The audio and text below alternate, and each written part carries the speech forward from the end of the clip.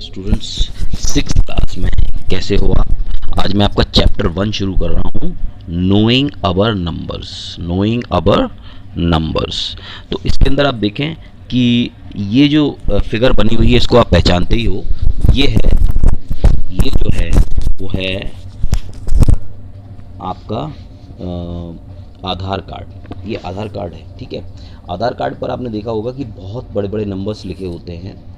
ये इसलिए होता है, ये नंबर्स इतने बड़े इसलिए होते हैं क्योंकि आज तक 1.22 बिलियन आधार कार्ड, यानी 1.22 बिलियन आधार कार्ड इश्यू करे जा चुके हैं, ठीक है। और 1.22 बिलियन आधार कार्ड का नंबर ये इतना बड़ा होगा, ठीक है।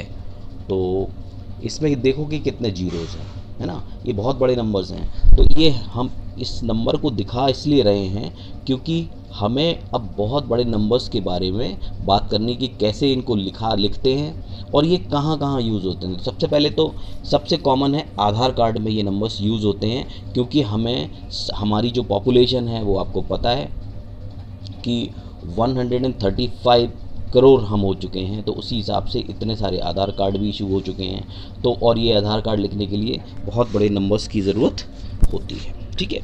उसके अलावा कहाँ कहाँ ज़रूरत पड़ती है तो ये देखें ज़रा कि the more zeros you see the larger is the number. You may think that you will not even use these numbers since they are so big, but these numbers are used every day in the real world, ठीक है।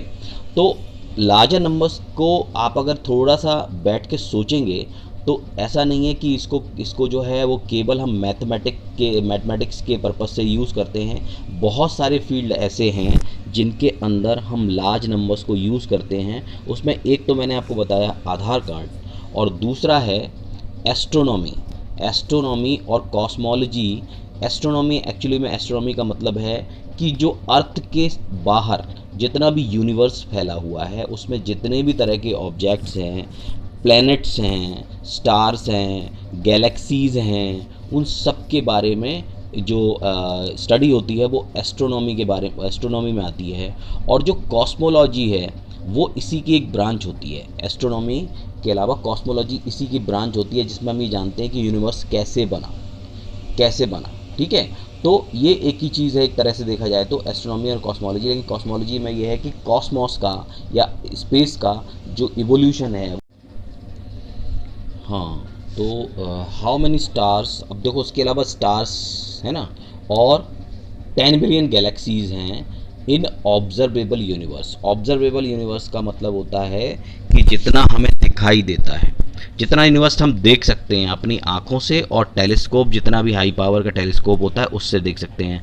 Universe इतना बड़ा है कि आप पूरे universe को नहीं देख सकते। जितना हमें दिखता है उसी को हम ऑब्जर्वेबल यूनिवर्स बोलते हैं। तो इस ऑब्जर्वेबल यूनिवर्स के अंदर बहुत बहुत दूरी पर जो है वो स्टार्स और प्लैनेट्स और जो ऑब्जेक्ट्स हैं वो बहुत बहुत दूरी पर हैं, बहुत दूरी पर गैलेक्सीज़ हैं। तो उनकी डिस्टेंसेस हम कैसे लिखेंगे?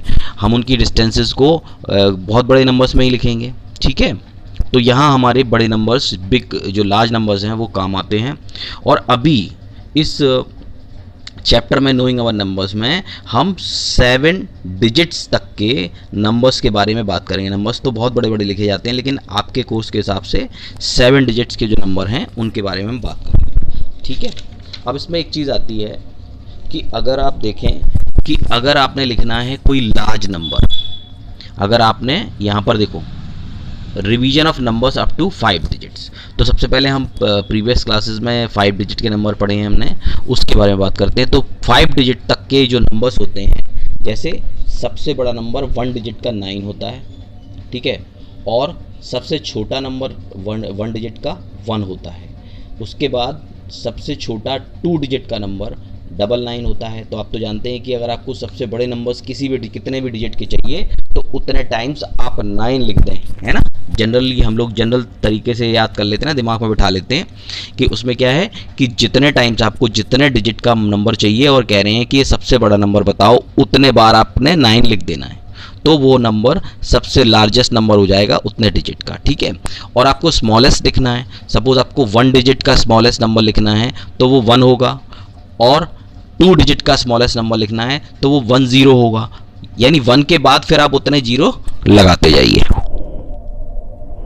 आई होप आप समझ गए होंगे कि अगर आपको सबसे बड़ा नंबर जितने भी डिजिट का रखना है, लिखना है, उतने डिजिट आप लगा दीजिए, उतने बार आप 9 लगा देंगे तो सबसे बड़ा नंबर मिल जाएगा। और अगर आपको सबसे छोटा नंबर चाहिए तो 1 के आगे उतने ही 0 लगा दीजिए। 2 डिजिट का होगा तो 10 हो जाएगा, 3 डिजिट का होगा तो 100 हो जाएगा, एटसेट्रा, है ना। अब उसके बाद देखें, आप एक कनेक्शन होता है लार्जेस्ट नंबर और स्मॉलेस्ट नंबर में।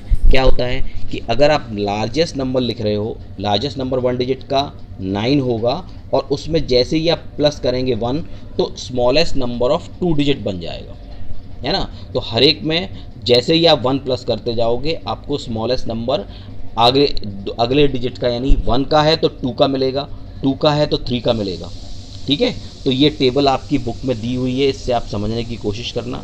केवल एक लिंक है और हम क्या करते हैं कि जनरल चीज़ें दिमाग में रखते हैं। जनरल चीज़ों से क्या होता है कि हम जब मैथ्स करते हैं ना तो ये हमें अच्छे से दिमाग में आ जाता है कि अच्छा 1 डिजिट का जो है सबसे बड़ा नंबर कितना है, 9, तो 2 डिजिट का कितना होना चाहिए, तो +1 करके भी निकाल सकते हैं। 2 डिजिट का स्मॉलेस्ट निकालना होता है, तो अगर इनके बीच में कोई लिंक है तो हम उसे कर लेते हैं तो और अच्छे से हमारे माइंड में, दिमाग में बैठ जाता है। इसके बाद एक टॉपिक आता है प्लेस वैल्यू। प्लेस वैल्यू, ठीक है। अब प्लेस वैल्यू में क्या होता है, जैसे कोई नंबर लिखा हुआ है 56243, 56243, तो इसका जो पहला प्लेस होगा उसे वंस बोलते हैं, तो ओ लिख दिया है पर वंस। दूसरा टेंस, यानी कि टेंस प्लेस का मतलब है जो नंबर होगा उसमें 10 से मल्टीप्लाई हो जाएगा, टेंस होगा। ये इसमें कितने 10 होंगे, 4। और हंड्रेड्स 2, 1000 6, 10,000 5, ठीक है। तो इसको हम अगर इसमें देखा जाएगा कि 3 वंस कितने हैं, 3, उसके बाद 40 है, 40 है तो इसमें 4 बार 4 टेंस आएंगे। 200 है तो 200 यानी 200 हो जाएगा यहाँ पर, और ये 1000 पे है तो 6000 हो जाएगा, यानी इसमें 6000 होंगे, ठीक है। इसको ऐसे भी लिख सकते हो, देखो जैसे ये नंबर है, इस नंबर को जैसे 3 है, वंस प्लेस पर है, तो वंस प्लेस का मतलब होता है इसमें 3 में 1 से मल्टीप्लाई करेंगे तो ये आ जाएगा 3। 4 टेंस प्लेस पर है, अगर आप इसमें 10 से मल्टीप्लाई करेंगे तो ये आएगा 50, ठीक है। प्लेस वैल्यू अगर निकालनी है, 2 जो है वो वंस टेंस हंड्रेड्स प्लेस पर है और 100 से मल्टीप्लाई करेंगे 2 को तो 200। 6 जो है वो 1000 प्लेस पर है तो 3 से 1000 मल्टीप्लाई करेंगे, ये हो जाएगा 3000। और 4 10,000 प्लेस पर है तो ये हो जाएगा 50,000। आई थिंक आपको बात समझ आ गई होगी प्लेस वैल्यू की। अब प्लेस एक तो होती है प्लेस वैल्यू, ठीक है। प्लेस वैल्यू को आप इस तरह निकाल सकते हो, किसी भी नंबर की प्लेस वैल्यू है तो 1, 10, 100, 1000 करके आप निकाल सकते हैं, ठीक है। उसके बाद एक चीज़ आती है स्टैंडर्ड फॉर्म। स्टैंडर्ड फॉर्म का मतलब होता है जैसे कोई नंबर लिखा हुआ है 56243, तो इसमें 243 के बाद पहला कॉमा आ जाता है। ये कॉमा जो है वो ये दिखाता है कि ये पीरियड यहाँ से 3 डिजिट के बाद चेंज हो गया।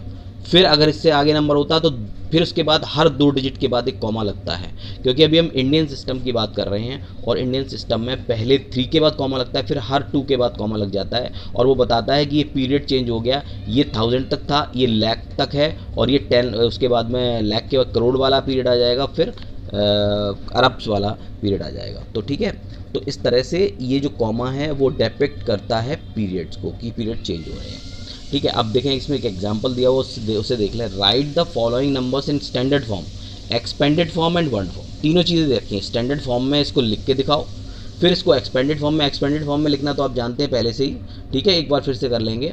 और बर्ड फॉर्म का मतलब है इसको नाम, इसको वर्ड्स में लिखना है। जैसे 23 है तो 23 को क्या लिखा, 20 + 3 एक्सपेंडेड फॉर्म हो गया और इसे लिखा 23। इसी तरह से 6058, यहाँ पर 6058 लिखा है और उसमें 3 नंबर्स के बाद कॉमा लगेगा, आपने कॉमा लगा दिया। 6000 + 50 + 8, 6058, ठीक है। इसी के बाद ये दिखा 42189, इसको स्टैंडर्ड, ये ऑलरेडी लिखा हुआ स्टैंडर्ड फॉर्म में ही। फिर इसको एक्सपेंडेड फॉर्म में लिखेंगे तो 40,000 + 2000, फिर 100 + 80 + 9, 40,189, ठीक है। तो ये तीनों फॉर्म्स दी हुई हैं, इनको आप आसानी से कर सकते हो और इनको आप एक बार देख लें। ये एक रिवीजन है क्योंकि ये पहले प्रीवियस क्लासेस में आप इस तरह के क्वेश्चंस कर चुके हैं। इसके बाद जो टॉपिक आता है वो है फेस वैल्यू। तो फेस वैल्यू का मतलब यही है कि जैसा वो नंबर दिख रहा है उतनी ही उसकी वैल्यू है, रखा हुआ कहीं पर भी हो, किसी भी प्लेस पर रखा हुआ हो, लेकिन उसका वैल्यू उतना ही रहेगा। जैसे कि यहाँ पर दिखा हुआ देखें आप कि जैसे 3452 है, पर 3 की अगर वो प्लेस वैल्यू नहीं बोलता है, केवल बोलता है फेस वैल्यू, तो फेस वैल्यू 3 ही होगी, 4 की 4 ही होगी, 5 की 5 ही होगी, 2 की 2 ही होगी।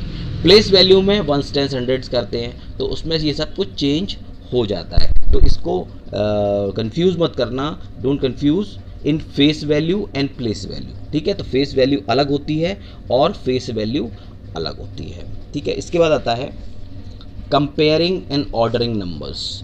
तो जैसे आपको 2 नंबर्स दे दिए जाएं, सपोज ये प्रिया के पास है नंबर्स और ये जैस्मिन के पास है, इतने कार्ड्स हैं, तो आप देखें 50,641 और 50,204, इनको कंपेयर करने का मतलब ये होता है, इनको या तो इन नंबर्स को में 2 चीज़ें आती हैं, या तो इनको कंपेयर करो, बताओ कौन सा बड़ा है और कौन सा छोटा, which one is bigger and which one is smaller, या आएगा कि इनको एक सीक्वेंस में लगाना है, जैसे असेंडिंग ऑर्डर में पुट करना है, तो सबसे छोटा नंबर आएगा, उसके बाद उससे बड़ा, उसके बाद उससे बड़ा, फिर उसके बाद उससे बड़ा, ठीक है।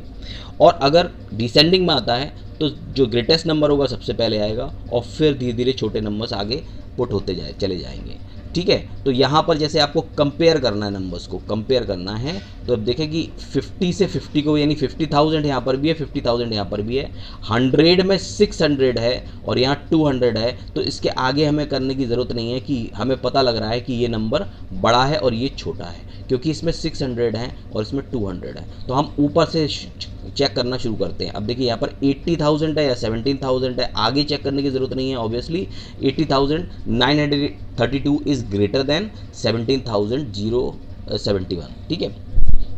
तो हम इस तरह से कंपेयर कर सकते हैं और ऑर्डर में कर सकते हैं नंबर्स को, यानी ग्रेटर देन और लेसर देन का साइन भी यूज़ कर सकते हैं, ठीक है। और इनको किसी ऑर्डर में लिखना होता है तो उसमें लिख सकते हैं, ठीक है। इसके बाद लास्ट चीज़ आती है इसी के अंदर, वो है सक्सेसर एंड प्रीडेसेसर।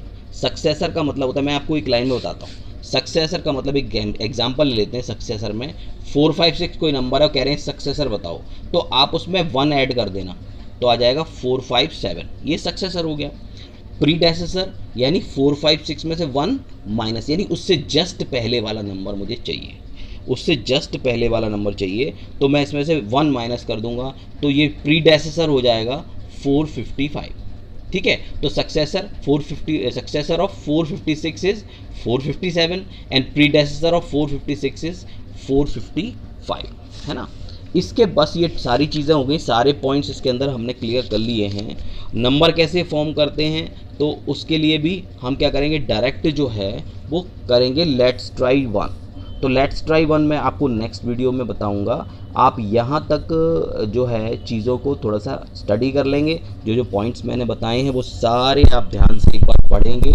अगर वो आ जाएंगे तो लेट्स ट्राई में कुछ नहीं उसके बाद, क्योंकि आपको सही जो चीज़ें हैं वो पता हैं और उन्हीं पर बेस्ड क्वेश्चंस होंगे। तो मैं जो नेक्स्ट वीडियो है उसमें क्वेश्चंस डालूंगा लेट्स ट्राई 1, ठीक है। तो मुझे तो इसमें काफ़ी इंटरेस्ट आ रहा है इस चैप्टर में, क्योंकि इस चैप्टर में कॉस्मॉस, मुझे ज़रा थोड़ा सा स्पेस के बारे में जानना, और ये शुरू से ही पसंद है। मैं आपकी एज का था तो मुझे स्पेस पे क्या होता है, प्लैनेट्स क्या होते हैं और ये डिस्टेंसेस कैसे मेजर करते हैं, तो बड़ा मज़ा आता था इन सब चीज़ों में, ठीक है। आई होप कि आपको भी इंटरेस्टिंग लगा होगा थोड़ा सा। तो आप इसको पूरा रीड करेंगे पहले और उसके बाद हम लेट्स ट्राई 1 अगले चैप्टर में, अगले वीडियो में करेंगे। आप यहाँ तक अच्छे से इसको पढ़ेंगे, ठीक है। इसको आप पूरा स्टडी करिए और एक एक पॉइंट को समझिए। कोई पॉइंट समझ में नहीं आया है तो आप व्हाट्सएप पे डालिए, मुझे फ़ोन करके बताइए। आपको कोई प्रॉब्लम फेस कर रहे हो तो आप ज़रूर मुझे फ़ोन करके बताइए, ठीक है।